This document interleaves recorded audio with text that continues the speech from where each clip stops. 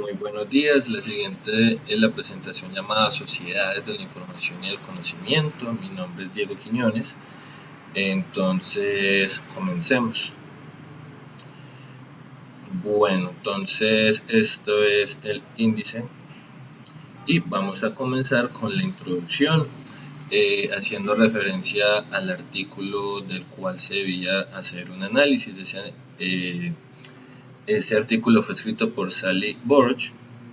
Y en este caso pues es un artículo que nos habla de la Cumbre Mundial sobre la Sociedad de la Información, que es un evento de las Naciones Unidas liderado por la Unión Internacional de Telecomunicaciones. ¿Qué pasó en ese foro? Se hizo por primera vez en el 2002-2003 y fue un evento donde diferentes organizaciones, los gobiernos, el sector privado y la sociedad civil empezaron a discutir las oportunidades ofrecidas por las nuevas tecnologías y los retos de generar un marco de referencia global para gestionar dichos recursos y reducir la brecha digital. Entonces fue el primer evento en el que se empezó a hablar de sociedad de la información y sociedad del conocimiento. Ya a sabiendas de qué trata el artículo, entonces vamos a empezar a responder las preguntas. Lo primero, se nos hablaba de los factores fundamentales de la sociedad del conocimiento. Entonces, nuevamente tomando a Burch y a Rodríguez en el 2005, ellas resaltaron la intención de la cumbre para solucionar problemas sociales, generar desarrollo humano, pero en últimas ellas evidenciaron que lo que estaba pasando se evidenciaba que solamente le estaba priorizando el impulso del sector económico.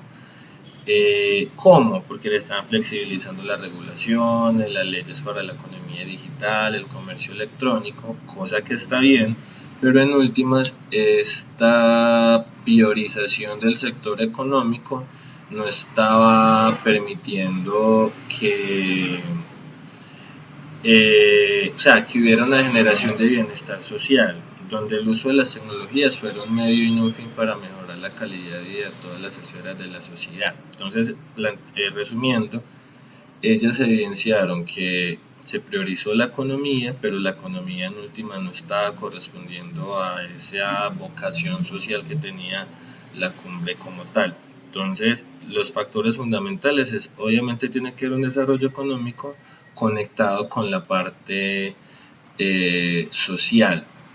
Si no, no hay una sociedad del conocimiento. Entonces, eso fue lo que ellos plantearon como tal. Luego, la segunda pregunta nos hablaba de la generación de conocimiento en las organizaciones y en las compañías. Entonces, en este caso, tomamos el modelo de Nonaka y Takeuchi del 95. Es un modelo pues muy clásico que indica cómo se genera conocimiento en las organizaciones como tal. Ellos empezaron a plantear que hay una transición del conocimiento tácito, que es el que yo individualmente tengo, y ya luego el conocimiento explícito es el que yo soy capaz de representar y de transmitir cuando ya estoy socializando. Entonces, el modelo de Nonaka y Takeuchi habla de la generación de conocimiento, teniendo en cuenta pues, esos conceptos del conocimiento tácito y del conocimiento explícito, dándole un valor agregado al aprendizaje colaborativo como resultado de la interacción social. Entonces, ese es el principal modelo para representar cómo se crea el conocimiento en las organizaciones y en las compañías. La tercera pregunta nos hablaba de la transición de la sociedad industrial a la sociedad del conocimiento, cómo se daba. Entonces, lo primero es resaltar la economía basada en el conocimiento. Esta fue planteada por Landsfeld y Fraumen en el 2001. Esa economía basada en el conocimiento consideraban ellos también que representa la transición de la sociedad industrial a la sociedad del conocimiento y de la información. ¿Cómo? Esta sociedad del conocimiento o esta economía, del conocimiento se va a manifestar en incrementos de la eficiencia, los niveles de la innovación en las compañías, cómo crece la productividad y cómo van apareciendo nuevos mercados. Así se evidencia como tal la economía basada en el conocimiento. Entonces, para entender esa transición, quise tomar a Atkinson y Kurt Ellos en el 98 hicieron una comparación entre la vieja economía y la nueva economía. En ese caso quiero que hagamos un símil de vieja economía con la sociedad, la sociedad industrial, y la nueva economía, la referente a la sociedad del conocimiento y de la información. Entonces la vamos a ampliar. Vemos que la vieja economía, que era la de la sociedad industrial, hablaba de mercados muy estables, mientras que la nueva economía de la sociedad del conocimiento es altamente dinámica, todo el tiempo está cambiando, todo el tiempo está generando nuevos mercados. Entonces eso va generando que la competencia ya no sea nacional o local, sino que pueda ser mundial por cómo nos estamos comunicando ya fácil. Y creo que lo que más se evidencia en este momento es el cambio en las estructuras organizativas. Anteriormente eran muy jerárquicas, muy burocráticas, muy verticales, mientras que en la nueva economía ya vemos que las organizaciones en su estructura son muy interconectadas. eh, la comunicación en red, donde un área tiene que ver con la otra, entonces un área y un departamento tiene que trabajar para la otra o junto a la otra área, por decirlo así, para que hayan buenos resultados. Entonces, esta comparación que hicieron Atkinson y Cool permite hacer una ilustración de la transición de la sociedad industrial, la vieja economía, a la nueva economía de la sociedad de la información y del conocimiento. Bueno, entonces la cuarta pregunta nos hablaba del rol de las TIC en la sociedad del conocimiento. Entonces, Stein y Kulkar en el 2011 nos mencionaba dos funciones o dos roles que pueden tener las TIC en la sociedad del conocimiento, dependiendo del contexto.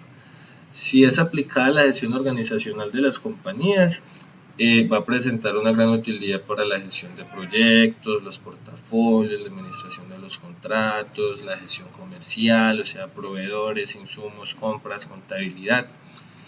Mientras que si estamos hablando de la aplicación en el contexto educativo, o sea, en los procesos de formación, puede ser una gestión de apoyo, o sea, se puede usar para gestión o para apoyo de los procesos.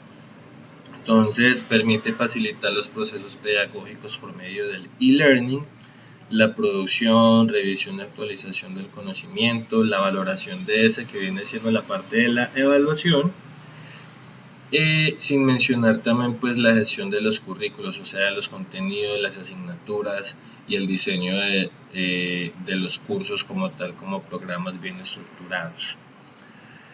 Entonces, ahora podemos continuar con la pregunta que nos hablaba de la evolución de las empresas en la sociedad del conocimiento.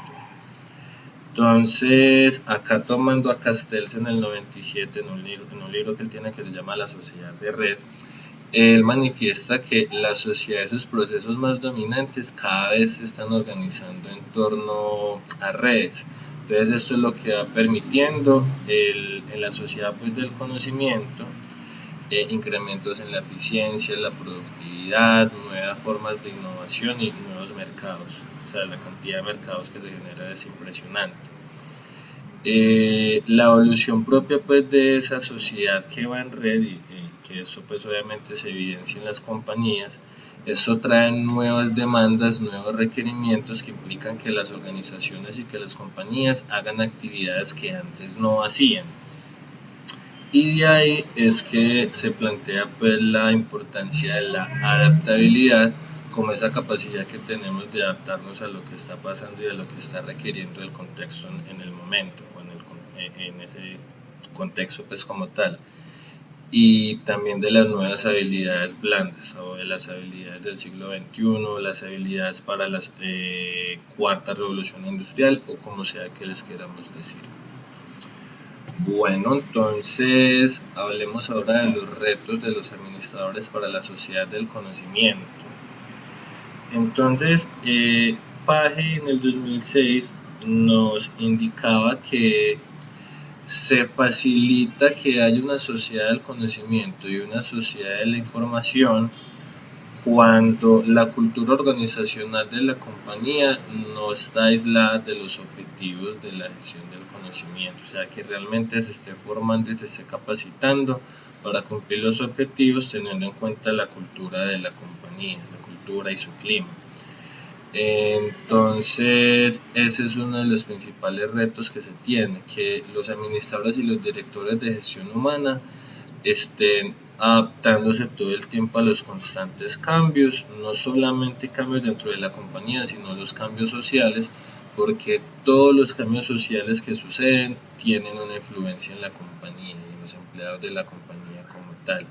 Entonces es bien importante que haya como un sistema de información organizacional donde se integren las tecnologías y los recursos de los que dispone la compañía a las actividades del negocio como tal. Respecto a esto, tres autores, Toben, Weber y Wunrath, en el 2002, ellos mencionaban algunos retos ya más puntuales. Esos retos son de la parte pues, ya de la infraestructura o inconvenientes físicos de la tecnología, que puede ser la incompatibilidad entre los dispositivos o la falta de la cobertura. También ellos hablaban de inconvenientes a nivel de la organización, que pueden ser pues poca planeación o falta de estrategia en la misma. Y por último, ellos hablaban ya de problemas entre las personas, falta de comunicación, temores, indisposición, etc. Entonces, eso respecto a los retos de la sociedad del conocimiento. Ahora, ¿qué decisiones deben tomar los administradores respecto a la formación y la actualización para la sociedad del conocimiento?